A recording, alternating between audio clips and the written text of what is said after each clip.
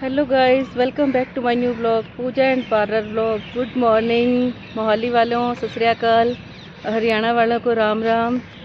तो आ गई हूँ मैं पार्क में और शुरुआत करते हैं हम आज के दिन की और आज के ब्लॉग की। सो गाइस, डाल दिया मैंने पक्षियों को दाना पानी और ये आई हूँ आज मैं नई जगह पे।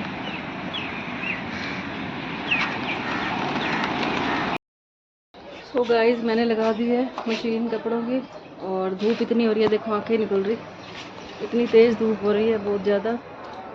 और वर्कआउट मैंने कर लिया है और व्यू देखो बाहर का।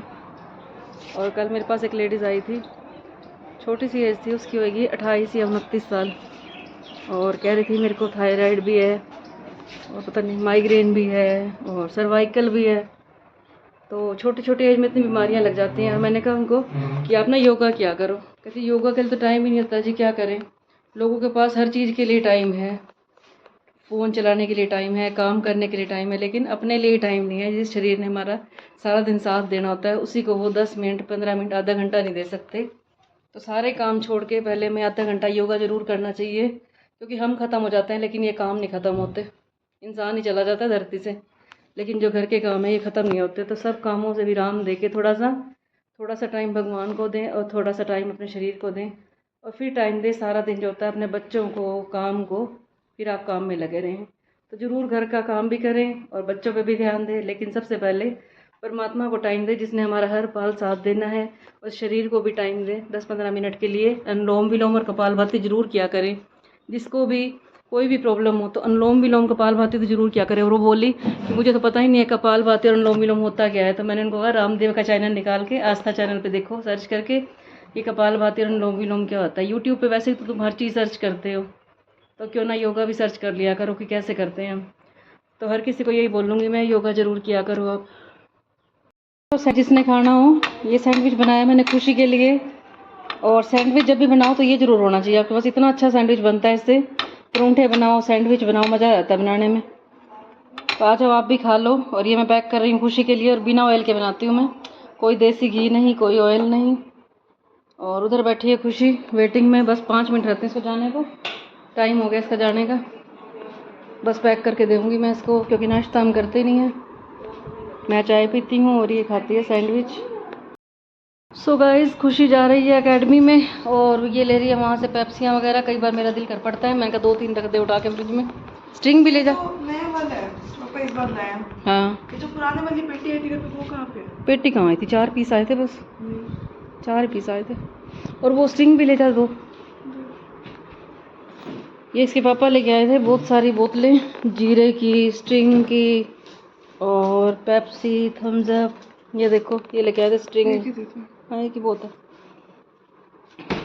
ये स्पेशल एक क्लाइंट आते हैं और ये हमारे एक क्लाइंट आते हैं स्पेशल, उनके लिए ये। किसी को जीरा पसंद आता है, लोहारी जीरा। मैंने तो आज तक नहीं पिया, मेरे को नहीं अच्छा लगता। इससे अच्छा नींबू पानी पी लो घर बना के। लाहौरी लाहौरी, लाहौरी जीरा भाई, लोहारी नहीं। लोहारी तो मैं क्या, लोहार होते हैं है ना। चप्पल भूल गया था। तो खुशी रोज चप्पल भूल जाती है भाई, क्या करें इसका।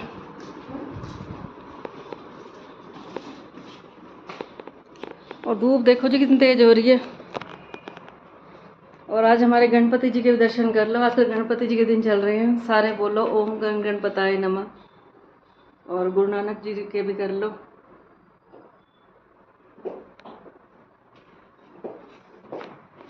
और चल पड़ी है हमारी शहजादी साहिबा, और हम इनको बाहर तक बाय बाय करके आते हैं। जब तक मैं बाहर तक बाय ना करके आऊँ, इसको जाता हुआ ना देख लूँ, मेरे को तसल्ली नहीं होती। जब ये सड़क क्रॉस कर जाती है, मैं इधर से भी बाय करती हूँ, पता तेरे को। ओहो, खाली पेट भी घर आते रहते हैं, कुछ खाया ही नहीं अभी तक। और कीजिए तुलसी मैया के दर्शन।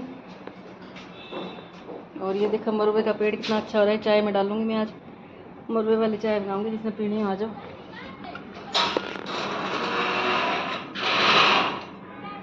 सो गाइस, आ जाओ, चाय रेडी हो गई है। और चाय मैंने बनाई है आज अदरक वाली। और बताना कौन कौन पीता है स्टील के गिलासों में चाय, क्योंकि मैं तो स्टील के गिलास में चाय पीती हूँ।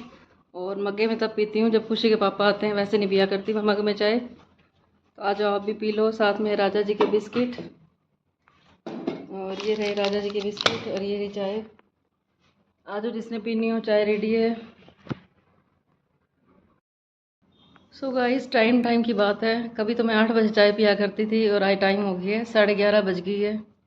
कहते हैं वक्त का पता नहीं चलता, कब क्या वक्त दिखा देता है कुछ नहीं पता चलता। लेकिन हर हाल में खुश रहते हैं, बिल्कुल भी। सारा दिन ना मिले तो भी खुश, मिल जाए तो भी खुश। वो एक कहावत बनी हुई है ना, कभी मुट्ठी भर चना और कभी कुछ भी मना, पता नहीं कुछ तो थी, मेरे को याद नहीं है, फिर कभी सुनाऊंगी मैं आपको।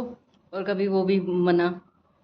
और किसी को आती हो तो वो पूरी कर सकते हो, कमेंट पे लिख देना। कुछ कहावत बनी हुई है ये, भाई टाइम जैसा भी हो। जैसे सुबह राम जी को राज्य मिलना था और क्या पता था कि वनवास मिल जाएगा। तो हर टाइम के लिए हमें प्रिपेयर रहना चाहिए, पता नहीं वक्त क्या दिखा दे। वक्त अच्छा आए तो भी खुश रहो, बुरा आए तो भी खुश रहो। हर काम में सोचो भगवान की भलाई है। सो गाइस, मुझे वो कहावत याद आ गई है और अब मैं सुना रही हूँ। कहते हैं कभी घी घना और कभी मुट्ठी भर चना और कभी वो भी मना। भाई कभी तो हम इतना घी डाल के खाते हैं और कभी हमें चनों के ऊपर डिपेंड रखना पड़ता है, और कभी वो डॉक्टर जो होते हैं वो हमारा वो भी बंद करवा देते हैं, कहते हैं कि तुम्हें कुछ भी नहीं खाना। तो हर हाल में खुश रहिए, कभी घी घना, कभी मुट्ठी भर चना और कभी वो भी मना। अब याद आ गई, मैंने कहा आपको सुना देती हूँ मैं। सो गाइस, आज मैं बना रही हूँ फ्राइड राइस। इसके लिए बंद गोभी, शिमला मिर्च और प्याज मैंने भिगो के रख दिए हैं, तो अभी काटूंगी मैं और फिर फ्राई करूँगी। सो गाइस, शिमला मिर्च और प्याज फ्राई हो गए हैं, ये देखिए। और अब डालूंगी मैं इसके अंदर बंद गोभी। और ये रहे प्लेन राइस जो हमने कल बनाए थे, आज हम यही खा लेंगे। फ्राइड राइस बना रही हूँ मैं, और लास्ट में डालूंगी मैं इसके ऊपर विनीगर। सोया सॉस हमारी ख़त्म हो रही है, आई तो डाल देंगे, नहीं तो ऐसे ही खा लेंगे। सो गाइस, हो गए हैं फ्राइड राइस रेडी। आ जाओ जिसने खाने हो। ये देखिए कितने टेस्टी लग रहे हैं। और लास्ट में मैंने डाला इसके ऊपर विनीगर। आप नींबू भी डाल सकते हो, नींबू हमारे यहाँ ख़त्म थे तो मैंने विनीगर डाल दिया। बताना किस किस को पसंद है फ्राइड राइस।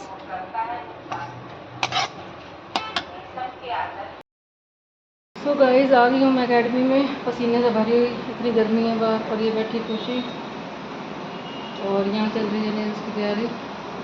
नए नए डिज़ाइन तैयार हो रहे हैं, और जो उन्होंने तैयार किए वो भी दिखाती हूँ आपको। दिखाइए बिल्कुल। तो ये देखिए, ये खुशी ने बनाया है आज। बताना कौन सा डिज़ाइन सबसे अच्छा है। ये ब्राइडल का,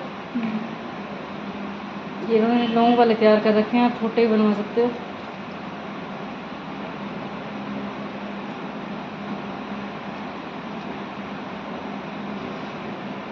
और ये चल रही है दूल्हा दुल्हन की प्रैक्टिस। ये देखिए नेल्स के ऊपर बन रहे हैं, और जब कंप्लीट हो जाएगा फिर हम दिखाएंगे आपको। और जब कोई करवाएगा तब भी दिखाएंगे, जब किसी ने अपने नेल्स पे लगवा लिए तो। और ये खुशी का फेवरेट, बार बार देखती जा रही है इसको। और ये है मेरा फेवरेट, सिंपल सादा और टिकाऊ। हमें सिंपल चीज़ें अच्छी लगती हैं। ऐसे लगा दो आत्माएं दिखा में जुड़ी हुई हैं। आत्माएं जुड़ी हुई हैं, तो शादी के बाद आत्माएं जुड़ती हैं दोनों की, शरीर जुड़े या न जुड़े। तो गाइस, शाम को बनाई थी मैंने आलू और बंद गोभी की सब्जी, और इसके मैं बना रही हूँ सैंडविच। तो आ जाओ आप भी खा लो। और ये मैश करके रखे हुए मैंने, आ जाओ जिसने सैंडविच खाने हो। ये हमारा डिनर हो रहा है आज।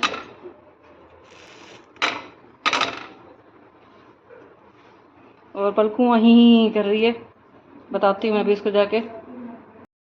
सो गाइस, अब टाइम है व्लॉग के एंड करने का, लेकिन उससे पहले हम लेंगे 5 मिनट के लिए भगवान जी का नाम। तो आज हम बात करेंगे कि लालच हमें कैसे तबाह कर देता है, और लालच में ही हमें किसी की बददुआ भी मिल जाती है।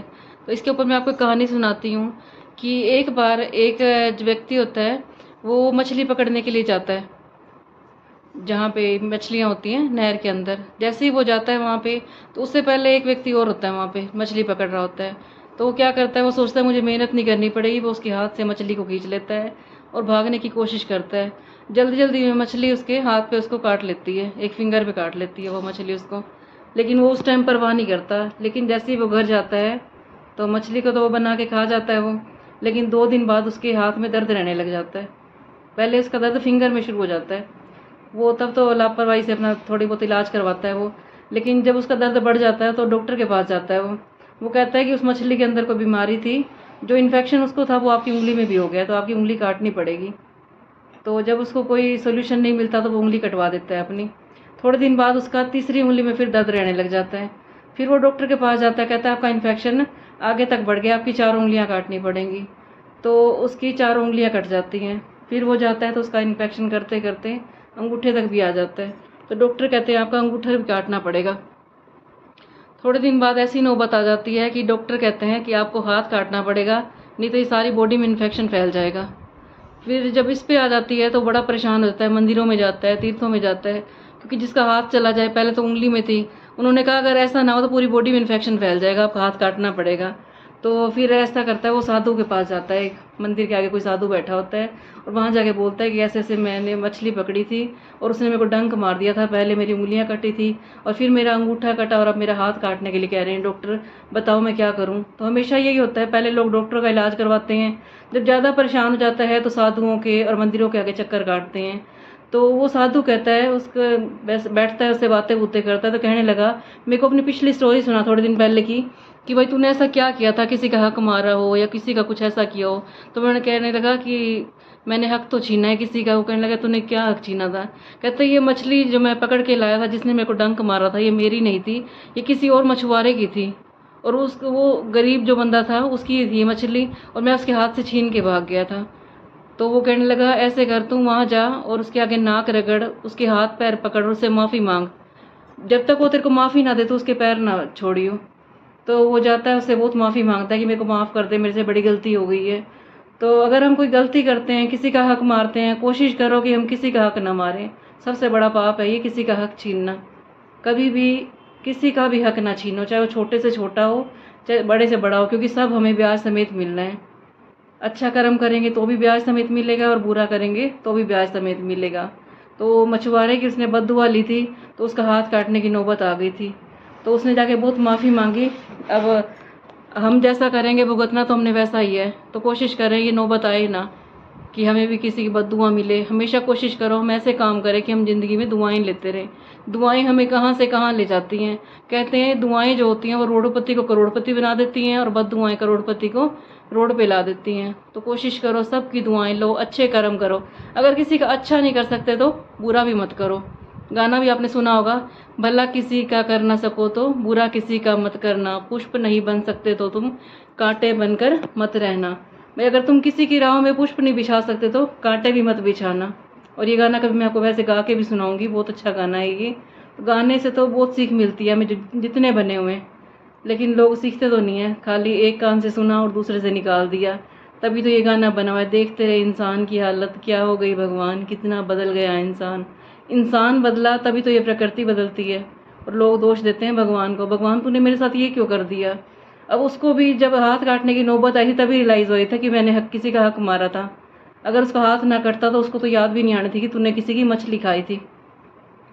सब यहीं का यहीं रह जाना है, हमारे साथ जाने हैं, हमारे अच्छे कर्म जाने हैं, अच्छी दुआएं जानी है। कहते हैं माँ बाप अच्छे कर्म करते हैं तो उनके बच्चों को फल मिलता है, अगर माँ बाप के बुरे कर्म होते हैं वो भी बच्चों को भुगतने पड़ते हैं। तो कोशिश करें हम अच्छे कर्म करें, हमारे बच्चों को ना भुगतने पड़े, और बच्चे भी ये सुन लें कि बच्चे भी अच्छे कर्म करें, क्योंकि एक जना घर में करता है और सारा परिवार भुगतता है। तो कोशिश करो कि हम अच्छे काम करें, कि एक की सज़ा सारे परिवार को ना मिले। हर कदम सोच समझ के उठाएं, हर वचन सोच समझ के बोलें, और जो भी करें बहुत सोच समझ के करें। तो इसी के साथ मैं आज के व्लॉग का यहीं पे एंड करती हूँ, और खुशी से पूछती हूँ कि वो भी कुछ कहना चाहेगी। हाँ जी खुशी जी, आप कुछ बताएंगे? नहीं, कुछ तो बताओ भाई, एक आधी ज्ञान की बात तो बता दे। ज्ञान तो बतेरा है तेरे में, तो इसको अभी याद नहीं है, वैसे ज्ञान बहुत है मेरे बच्चों में, बहुत समझदार है ये। कभी सुनाएगी, पूरी एक कहानी सुनाऊंगी मैं इससे। और पहले मैं ये दिन में सुनाया करती थी, अब मैं जान के रात को सुनाती हूँ कि मैं 5 मिनट का बोलूँगी, कम से कम 1 मिनट का तो खुशी के कान में भी जाएगा। और कहते हैं कि हम सारा दिन भगवान का नाम लेंगे तो कुछ ना कुछ तो हमारे अंदर जाएगा ही। तो एक दिन एक साधु होता है, वो एक इंसान को कहता है, उसके पास जाता है जब वो व्यक्ति, कहते हैं तुम खाना पीना नहीं भूलते, तुम अपना नाम नहीं भूलते, सोना नहीं भूलते, घूमना नहीं भूलते, तुम भगवान का नाम ही क्यों भूल जाते हो। तो सारा दिन भगवान को याद करेंगे, दिन रात उसकी भक्ति में रहेंगे, दिन रात उसको याद करेंगे, तो हमें कुछ ना कुछ तो याद आएगा ही। तो कोशिश करें दिन की शुरुआत भी परमात्मा के नाम से और रात को सोएं तब भी परमात्मा का नाम लेके, क्योंकि जैसा हम रात को विचार करते हैं सारी रात हमारे मन में वैसा ही चलता रहता है। सबके साथ होता है ये, खाली मेरे साथ नहीं होता, आपके साथ नहीं, ये सबके साथ होता है। जैसा हम रात को सोचते हैं रात को सपने भी हमें वैसे ही दिखते हैं। तो कोशिश करें जितना हो सके अच्छा सोचें, अच्छा कहें, अच्छा बोलें। और इसी के साथ मैं अपने ब्लॉग का यहीं पे एंड करती हूँ। मिलेंगे हम आपको नेक्स्ट ब्लॉग में। और मेरी वीडियो अच्छी लग रही हो तो इसे लाइक कर देना, कमेंट कर देना और मेरी वीडियो को शेयर भी कर देना और मेरे चैनल को सब्सक्राइब भी कर देना। तो हम मिलेंगे आपको कल। गुड नाइट, बाय बाय, शुभ रात्रि।